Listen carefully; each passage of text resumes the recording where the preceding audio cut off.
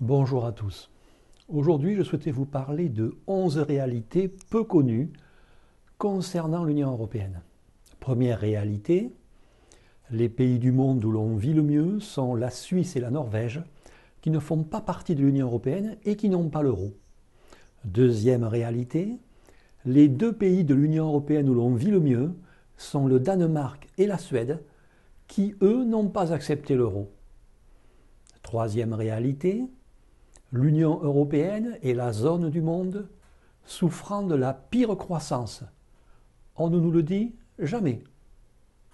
Quatrième réalité, l'Union européenne ne produit rien, mais elle nous réclame environ 23 milliards d'euros par an et nous en rétrocède 14 sous forme de subventions européennes qui sont constituées de l'argent de nos impôts. Elle se garde au passage 9 petits milliards d'euros pour elle.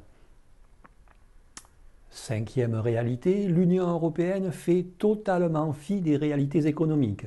Aujourd'hui, les entreprises cherchent à être présentes sur tous les continents et s'associent par véritables affinités économiques. Ainsi, certaines entreprises françaises s'allient à des entreprises chinoises ou américaines pour contrer d'autres entreprises chinoises ou américaines qui se sont alliées avec des entreprises allemandes, espagnoles ou d'autres États de l'Union européenne. Alors, la théorie selon laquelle on devrait faire l'Union européenne pour contrer la Chine et les USA est parfaitement ridicule quand on se rend compte de tout ça. Sixième réalité, depuis l'euro, le niveau de vie des Français n'a fait que diminuer, alors que l'euro était censé nous apporter une prospérité sans pareille.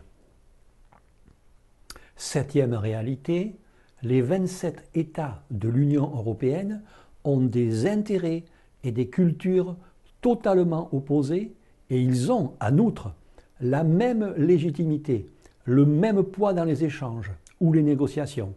Ils n'ont donc aucune raison de changer pour se plier aux demandes des autres. De Gaulle disait à ce sujet qu'on ne fait pas d'omelette avec des œufs durs.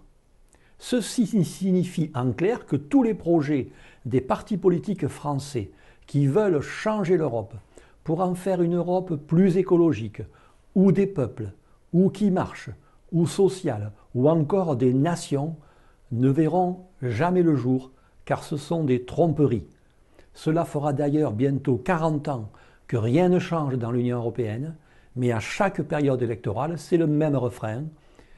Ils viennent tous à nous faire les mêmes promesses. La réalité, c'est qu'il est impossible de changer l'Union européenne.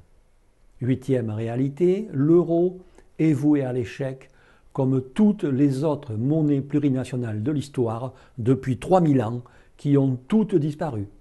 L'euro disparaîtra parce qu'il est un non-sens.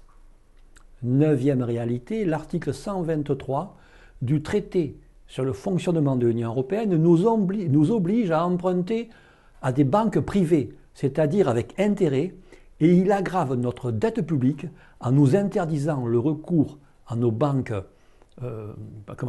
françaises, centrales, qui nous prêteraient, elles, sans intérêt. Dixième réalité, les articles 32 et 63 du traité sur le fonctionnement de l'Union européenne organisent les délocalisations et ils permettent aussi que les infrastructures et le patrimoine de la France soient en vente libre, en vente à la découpe si vous préférez, ce qui est absolument interdit dans quasiment tous les pays du monde. Un Français qui voudrait par exemple acheter une compagnie des eaux ou tout autre élément du patrimoine japonais, américain, chinois ou brésilien se verrait opposer un veto formel de la part des autorités de ces pays. Et ce serait parfaitement normal, car ces pays se protègent et ils protègent leur patrimoine, qui est le fruit de siècles et de siècles de travail. Aucun pays n'a intérêt à céder son patrimoine à des capitaux étrangers. Onzième réalité, les Français ont refusé la Constitution européenne par référendum. Elle leur a ensuite été imposée de force sous la forme du traité de Lisbonne.